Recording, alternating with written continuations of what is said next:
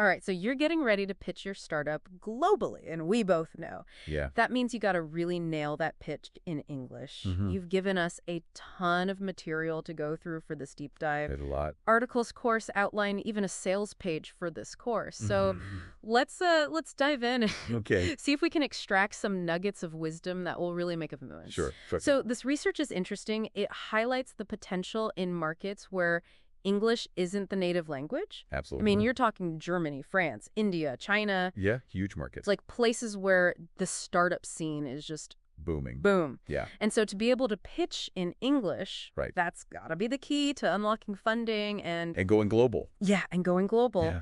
But one thing that jumped out at me from the course materials was that it's not about perfect grammar. Right. They actually emphasize that pretty clearly. Yeah, it's more nuanced than that. Okay. It's grammar's important, but Like- it's the foundation. You know, Yeah. I think what really makes a pitch land Mm-hmm. is clear pronunciation, being able to navigate the speed of Right. native English speakers, Yeah. and then having the confidence to just own your delivery. Yeah, own it. Yeah. Okay, let's unpack that pronunciation piece a little bit Okay. because I thought the video outlines and went deep on some fascinating stuff. Uh-huh. They talk about mastering the schwa sound. Schwa. The schwa, Yeah. which I bet most people haven't even thought about, Right. Or the ever tricky. Oh, yeah. That one. It gets everybody. Yeah, and even silent letters Oh, those silent letters. can be real curveballs for people. Yeah. So, for example, Yeah. imagine the founder is pitching their groundbreaking tech, Okay. but they mispronounce the word entrepreneur. Entrepreneur, yeah. It might seem like a small thing, Mm. but Could be a little. it could subtly erode their credibility. Yeah, especially with certain audiences who might Right. be really Yeah. focused on that. And it's not just individual words, right? There's this whole challenge of understanding native speakers. Oh, totally. Especially when they're firing questions at you after a pitch In the Q&A. in the Q&A. Yeah, rapid fire. Yeah. Yeah, so I think what's helpful is to focus on listening for keywords. Okay. Use the context to kind of piece things together, and Right. don't be afraid to ask for clarification if you need it. Right. The course suggests even learning common business idioms, Oh, that's interesting. which can be helpful. That's like learning the secret handshake Yeah. to get into the club. Exactly. Now, to kind of build on that idea of rapid fire conversations, Okay. the material also gets into some public speaking secrets, Yeah. talking about things like strategic pauses and the impact of body language. Body language is huge. Huge. Yeah. Even word choices for maximum clarity. Yeah, It's fascinating to me that it all ties back into this idea of structure. right. I think of a well-structured presentation, like Yeah. maybe using that problem solution benefit framework Sure. as a roadmap for Yes. our audience. Totally. The pauses, the body language, Yeah. those are the signposts that keep them engaged. Keep them on track. Keep them on track. So Yeah. it's about creating an experience, Mhm. not just delivering information. More than just the words. Yeah, and one thing that really resonated with me was Yeah. how much they emphasized confidence. Oh, yeah. And not just the fake it till you make it kind of confidence, Yeah. but a deeper confidence Yeah. that goes beyond language. Right. You know? It's almost like confidence is audible. Yeah. You know, the way you speak, Yeah. the way you hold yourself. Yeah. It all plays a part. And Right. the material talks about speaking slowly, Mm-hmm. utilizing pauses effectively, Right. and projecting your voice. Projecting. Yeah. These are all things that you can develop and Right. practice. That's reassuring because Yeah. I think even seasoned speakers get nervous sometimes. Of course. Yeah, nerves are natural. Yeah. That's part of that. And what I love is that the course really stresses this idea of Continued improvement. continuous improvement. Yeah. You nailed this pitch. Great. But it doesn't stop there. The learning never stops. Right. It's all about that growth mindset. you know? Yeah. Every interaction is a chance to refine your skills. I like that. So you've given us a lot to work with I here. have. Let's maybe shift gears a bit Okay. and talk about some of the challenges of understanding native English speakers Okay. because I thought the material goes pretty deep on that. It does. Yeah. Yeah. Really interesting insights there. All right. Cool. Let's do it. Yeah. You can't master delivering a pitch until you can understand Right. the language of your audience. Yeah. The material really points out how fast native English can sound, It's true. especially for someone who learned it as a second language. Yeah. It's almost like Yeah. a code. It is, in a way. Yeah. Think about words like gonna wanna lemmy. Right. They're everywhere in casual speech, Yeah. but you won't find those in a textbook. Right. The course suggests a technique called chunk listening, Chunk listening. where you train your ear to hear groups of words Okay. instead of getting bogged down in the individual sound. Okay. So could you give us an example? Yeah, let's take the sentence, what are you going to do? Okay. A native speaker would probably say that as, what you're going to do. Right. So instead of trying to process each word separately, Uh-huh. chunk listening helps you hear what you Jenna Right. as a single unit of meaning. Okay, yeah. Yeah. I can see how that would be super practical. Yeah, especially in like a fast-paced Q&A Right. after a pitch. Yeah, for And- sure. And it's not just speed, Right. it's also different accents. Accents. Oh my gosh. Imagine you're pitching to investors from the U.S., Okay. the U.K., and Australia, Right. all the same room. Yeah. That's a lot of accents. That's a lot to process. Process, yeah. I've been there. Yeah. It's like I need a translator, even though Right. technically everyone's speaking English. Exactly. So the course really emphasizes the importance of exposure Okay. to different accents, Well- whether it was through podcast movies or even just talking to people Right. from different English-speaking backgrounds. So just more listening, basically. More listening, yeah. The more you listen, the more your ear adjusts. Exactly. But what happens if, even with all that practice, Mhm. you still miss a word or a phrase Right. during a presentation? All the time. Yeah. It's about the power of context. Text. Think of it like solving a mystery. Okay. You might be missing some clues, Right. but you can still piece together the overall story. Okay. The material suggests focusing on keywords, Mm-hmm. paying attention to the speaker's tone, Right. and using the surrounding words to fill in those gaps. Okay. And then if all else fails, Yeah. you can always politely ask for clarification. Absolutely. Right. You know, something that, could you rephrase that? Right. Or could you elaborate on that point? Yeah, those can be lifesavers. Huge. Now, one thing that really tripped me up when I first started pitching internationally hmm was idioms, Oh, the idioms. Yeah. business expressions. It's like a secret code Yeah, they're so confusing. within the language. Yeah, I remember hearing the phrase "move the needle," Move the needle, yeah. and I was like, "What?" What does that even mean? I have no idea what that means. Basically, to make a significant impact Oh, okay, or drive meaningful change. gotcha. The material suggests learning these phrases in context. Okay, Maybe listening to business podcasts Mhm. or watching presentations online. so you can hear So you can see how they're used naturally. right, like immersion. Immersion, yeah. Not just memorization. Yeah. Now let's talk about something that makes people uncomfortable. Okay. Filler words. Filler words. Those Ozers and, Right. you know, that we all use sometimes. Right. Yeah, the course actually addresses those directly, Okay.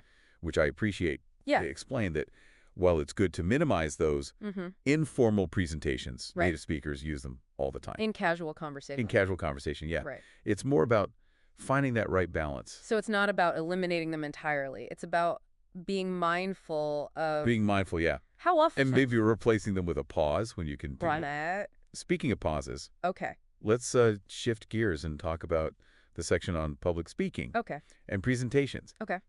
I found the material on structuring a presentation to be very insightful. Me too. Yeah, the way they break it down makes it seem Yeah. much less daunting. Yeah, for sure. They emphasize the importance of a clear and concise structure, Okay. like the problem-solution benefit framework. Right.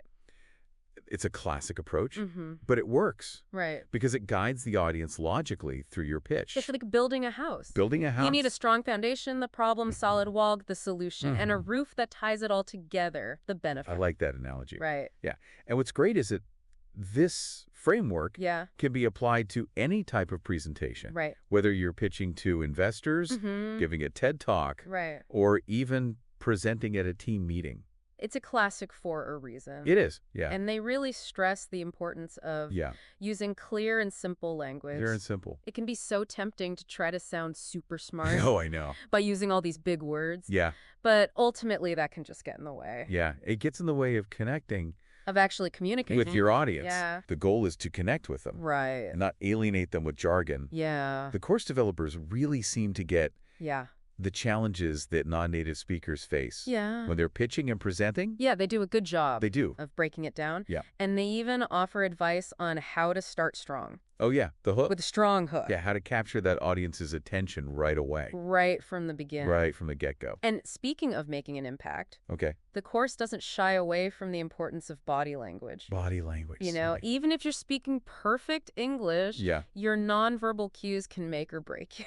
they can. Yeah. It's true. Yeah. The way you carry yourself communicates volumes. Right. The material suggests using hand gestures Uh-huh. to emphasize your points, Okay. making eye contact with the audience, Right. even if it's virtual, Right. and maintaining a confident posture. Yeah. It's about projecting that confidence. Yeah. Even if Even if you don't feel it you don't feel it. on the inside. Yeah. And let's be Yeah. real, everyone gets nervous before a big presentation. Everybody, yeah. Yeah. It's natural Right. to feel those butterflies. Right. But the course acknowledges those nerves. Okay. And then offers some advice Okay. on the handling Q&A sessions, Q&A. Oh. which can be especially nerve-wracking Yeah. for non-native English speakers. It feels like a minefield.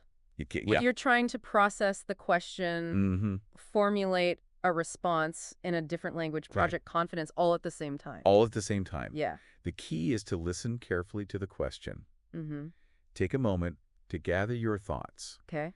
and then answer clearly and concisely. Right. And remember, Yeah. it's okay to ask for clarification Yes. if you didn't understand something. Much better to ask than to try to answer a question that you Totally. didn't understand. Yeah. We've covered a lot of ground. We have. From pronunciation and listening skills to structuring a presentation and handling Q&A. I mean, this course really covers all the bases. It does. Doesn't it? And it ends on a really inspiring note, Oh, yeah. encouraging listeners to continue practicing and refining their skills. So it's never over. It's never over. The learning is never over. It's a lifelong journey. Yeah. Especially when it comes to mastering a language like English. So the more you invest in that journey, Yeah. the more confident and impactful you'll become Absolutely. as a communicator. I agree. So out of all the great tips and strategies that we talked about today, Yeah. what stands out to you as the most valuable takeaway Ooh, that's a good question. for our listener Yeah. who's getting ready for their big pitch? Yeah. It's tough to pick just one. It is There's tough. so much good stuff. Yeah, there is. But I think for me, Yeah. the power of the pause The pause. really resonated with me. I agree. It's such a simple technique, Yes. yet so effective, Yeah. and it often overlooked, Right. especially when we're nervous or under pressure. Especially then, yeah. The course emphasizes how those strategic pauses Mm-hmm. can make you a more powerful communicator. Absolutely. They create space for you to breathe, Right. gather your thoughts, and let your message sink in. It's like that saying, silence is golden. Right. Sometimes the most impactful thing you can say is nothing at all. It's true. Yeah. It's counterintuitive, but it really works. It does. Those moments of silence Yeah. can actually make you sound more confident and in control. More confident. And it's not just about pausing between sentences, is No, it? not at all. The course also talks about using pauses within sentences Yes, to emphasize certain words or phrases. exactly. Wait, It's about creating a rhythm and flow to your speech, almost like a musician phrasing a melody. I love that analogy Yeah. because it makes so much sense when you think about it. Yeah. Music isn't just a stream of notes. Uh-huh. It's the spaces between the notes that create the emotion. The emotion, the impact. The impact. Yeah. Right. And the same is true for speaking. I like that. Those pauses give your words room to breathe Right.